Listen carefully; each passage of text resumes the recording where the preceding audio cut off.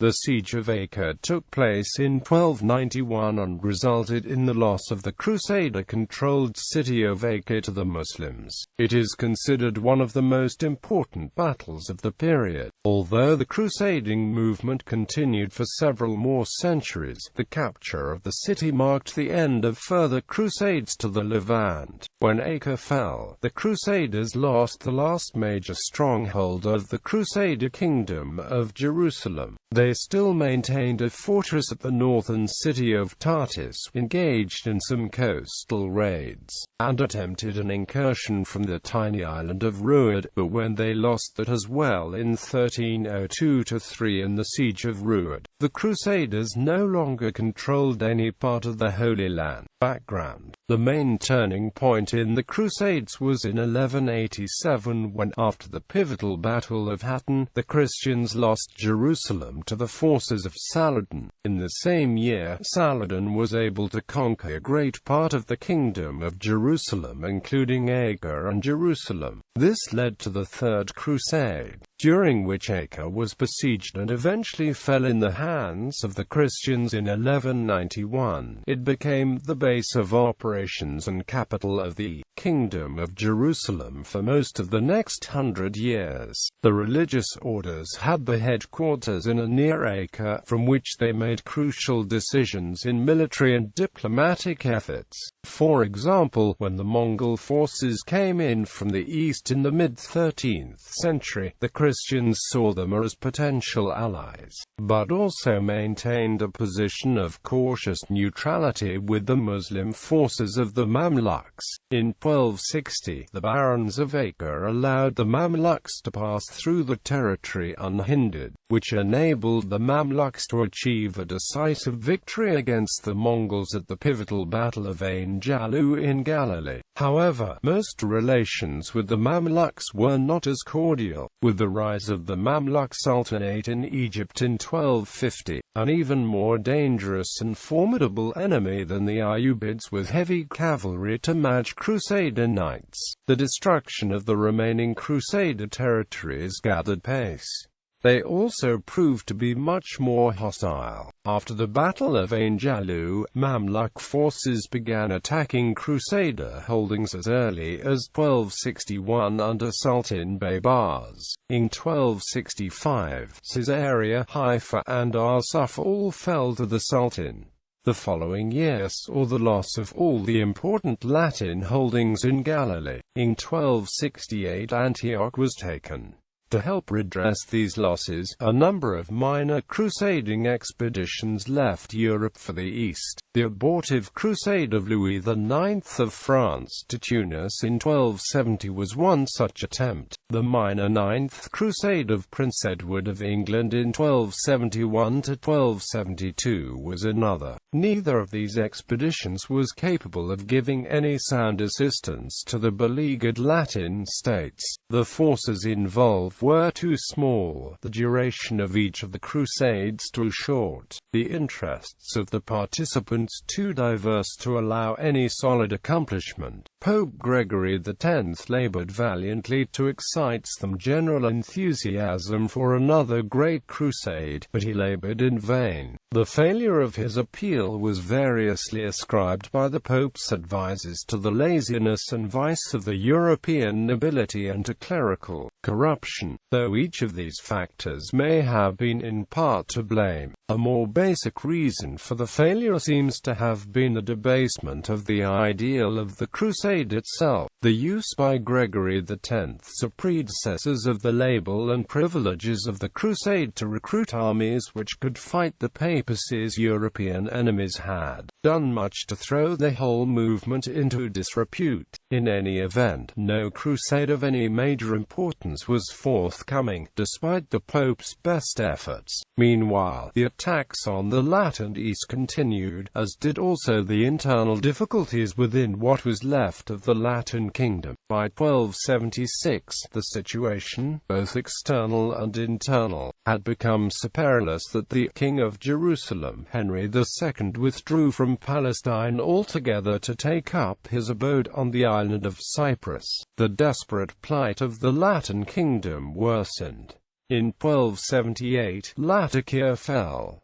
In 1289, Tripoli was lost in the fall of Tripoli. The Mamluks were led by Sultan al-Ashraf Khalil, son of Kaloan.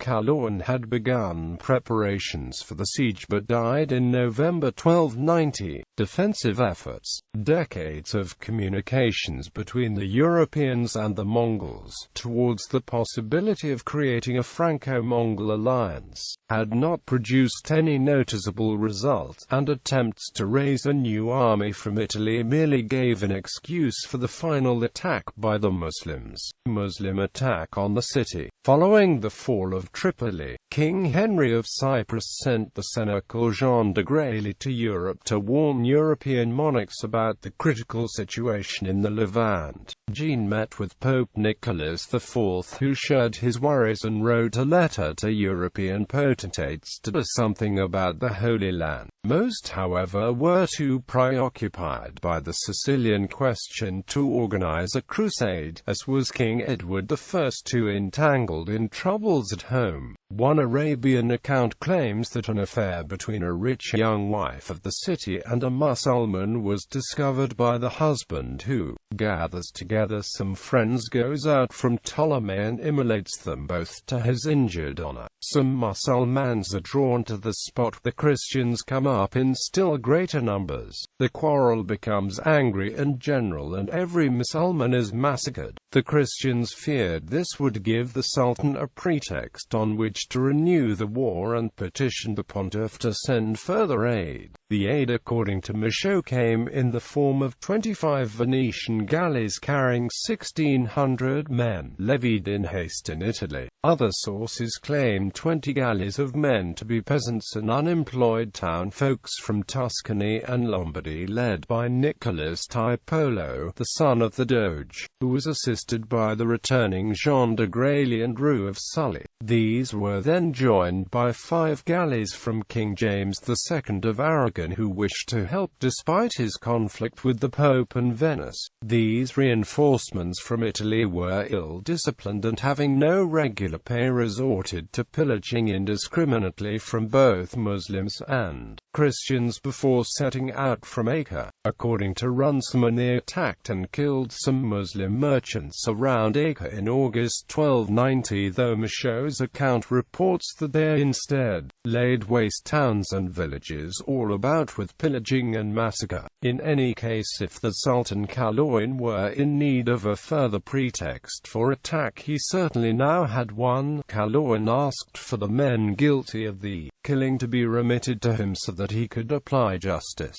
After discussions of the apparent remitting the Christian criminals from Acre's jails, an idea of Guillaume de Beaujeu, the Council of Acre finally refused to remit anybody to Kaloan, and instead tried to argue that the killed Muslims had died because of their own fault. Although a 10-year truce had been signed in 1289, Kaloan deemed the truce void following the killings. By October, Kaloan had ordered a general mobilization. Though the Sultan died in November, he was succeeded by his son Khalil, who would lead the forces attacking Acre. Siege. Kaloan, father of Khalil, conquered the county of Tripoli in 1289, and in 1290 marched on Acre, the capital of the remnant of the Kingdom of Jerusalem. But, to the relief of the Franks of Acre, he died in November before launching the attack. He was succeeded by Khalil, who decided to continue the attack. Khalil sent a message to William of Beaujeu, the master of the temple, telling him about his intentions to attack Acre and urging him not to send messengers or gifts. But a delegation from Acre led by Sir Philip Maniebuff arrived in Cairo with gifts and appealed to Khalil not to attack Acre. Khalil did not accept the request and imprisoned the Frank messengers.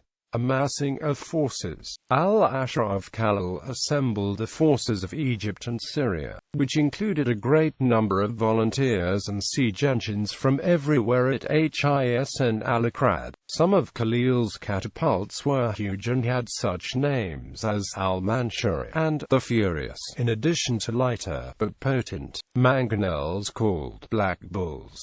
4 armies from Damascus, Hama, Tripoli and Al-Karik marched to Acre to join the Muslim army of Khalil. In addition to the historian Baybars al-Juwadar who led the army of Al-Karik, Abu al-Fidla was another prominent historian who accompanied al-Ashraf in his Levantine expedition.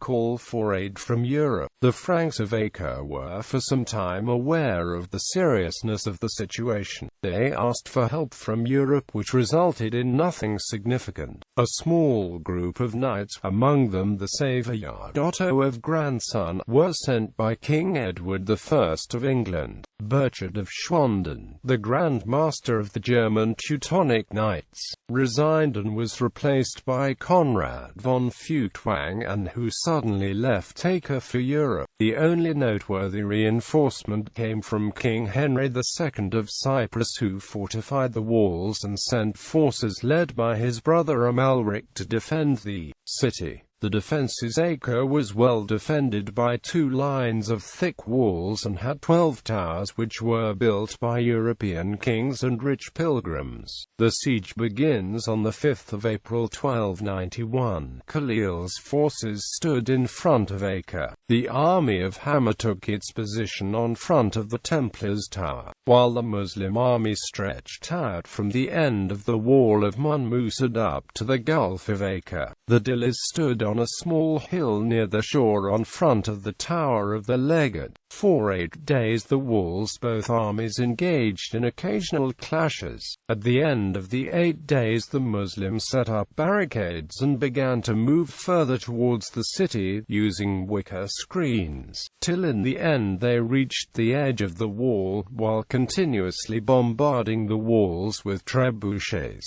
Carabas were brought up and parts of the wall were mined out. Despite the continual arrival of reinforcements from Cyprus to Acre by sea, the Franks became convinced of the lack of strength against Khalil's army. On the 15th of April, under moonlight, the Templars, led by Jean Grailly and Otto of grandson, launched a sudden attack against the camp of the contingent of Hama, but the horses got their legs tangled in the ropes of the Muslims' tents and were caught, and many were killed. Another attack, after a few days and this time under cover of darkness, by the Hospitallers also ended badly. On the 5th of May, some hope was revived when Henry II of Cyprus arrived with forces transported by 40 ships, but soon Henry, too, became convinced of his helplessness. Parley the Franks sent messengers to al-Ashraf Khalil, who saluted him on the knees. Khalil asked them whether they brought him the keys of the city, but they replied that the city could not be surrendered so easily and that they only came to plead for mercy for the poor inhabitants, and that the Franks were willing to discuss any injustice done by them earlier to the Muslims and to restore the truce signed by them and the Muslims. Khalil promised the messengers to spare the life of everyone if the Franks hand him Acre peacefully, but the messengers refused his offer. While the messengers were still there, a huge catapult stone launched from the city struck the ground near the Sultan's tent. Khalil, believing that the Crusaders were negotiating in bad faith, reacted furiously and wanted to kill the 2 messengers, but Emir Sunja al-Shuja pleaded for them and they were sent back to the city. The towers begin to fall. For the 8th of May, Acre's towers began to cave in one after one. On the 18th of May, early in the morning at sunrise, the Sultan gave his order to launch an all-out attack on all points, accompanied by sound of trumpets and drums carried on 300 camels. Nightfall gave some relief to the defenders, causing the Saracens to retreat and allowing the King of Cyprus, Henry, the chance to escape with his knights and 3,000 soldiers. By morning the attack had resumed. Noticing the lack of Cypriot defense at the tower and gate of St. Anthony, Khalil ordered his charges to fill up a ditch to allow the cavalry access. The charges, sectaries to the Mamelukes and known for self-immolation in the name of Islam, followed the order with the living bodies forming a bridge over which the cavalry advanced and gained the foot of the walls. The Muslim forces advanced towards the accursed tower and forced the Frankish garrison to retreat to the side of the Gate of St. Anthony. All counter-attacks and attempts made by the Hospitallers and the Templars to recapture the tower were in vain. King Henry II and the Master of the Hospital boarded the galleys and fled from Acre. William of Beaujeu, the Master of the Temple, and Matthew of Clermont were killed. By capturing these positions, the Muslim forces were now inside the city fighting the Franks in the streets and alleys of Acre, which turned into a terrifying chaos as the inhabitants were fleeing towards the sea.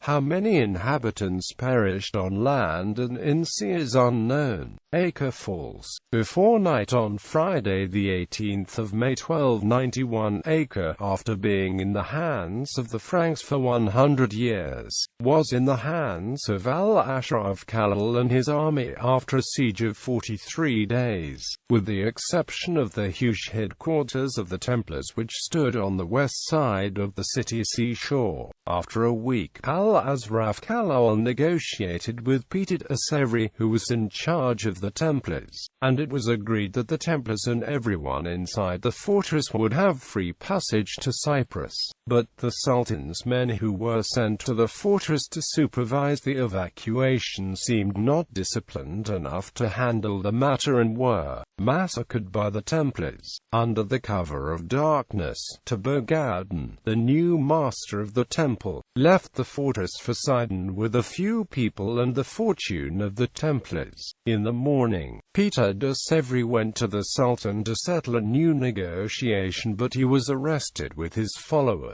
and they were executed in retaliation for the Sultan's men who were massacred earlier by the Templars inside the fortress. When the besieged Templars in the fortress saw what happened to Petit-Assevri, they continued the fight. On the 28th of May, after a wide breach was made under the fortress, the Sultan sent about 200 men to take it. The Frankish fortress collapsed, killing nearly everyone inside. All the Templars were killed, and about half of the Sultan's men were killed. The news of the conquest of Acre reached Damascus and Cairo. Al-Ashraf Khalil entered the decorated city of Damascus with Franks chained at the feet and the captured Crusader standards which were carried upside down as a sign of the defeat. After celebrating his victory in Damascus, Khalil left for Cairo, which was also decorated and celebrating. Arriving at Cairo, he ordered the release of Philip Maniebuff and the men who accompanied him to Cairo earlier. Aftermath. The fall of Acre signaled the end of the Jerusalem Crusades. No effective crusade was raised to recapture the Holy Land afterwards, though talk of further crusades was common enough. By 1291, other ideals had captured the interest and enthusiasm of the monarchs and nobility of Europe, and even strenuous papal efforts to raise expeditions to retake the Holy Land met with little response. The Latin kingdom continued to exist theoretically on the island of Cyprus, though the Latin kings schemed and planned to recapture the mainland, but in vain. Money, men, and the will to do the task were all lacking. One last effort was made by King Peter I in 1365, when he successfully landed in Egypt and sacked Alexandria. Once the city was pillaged, however, the Crusaders returned as speedily as possible to Cyprus to divide the loot. As a crusade, the episode was futile, and this and further coastal raids over the following decades led in 1410–11 to a destructive counter-raid by the Mamluks. In 1426 Cyprus was forced into Mamluki vassalship with a hefty yearly tribute. The 14th century saw some other crusades organized. But these enterprises differed in many ways from the 11th and 12th century expeditions, which are properly called crusades. The crusades of the 14th century aimed not at the recapture of Jerusalem and the Christian shrines of the Holy Land, but rather at checking the advance of the Ottoman Turks into Europe. While many of the crusaders in these 14th century undertakings looked upon the defeat of the Ottomans as a preliminary to the ultimate recapture of the Holy Land, none of the later crusades attempted any direct attack upon Palestine or Syria. In fiction, the Siege of Acre is covered in the Robin Young historical novel Crusade, published in 2007.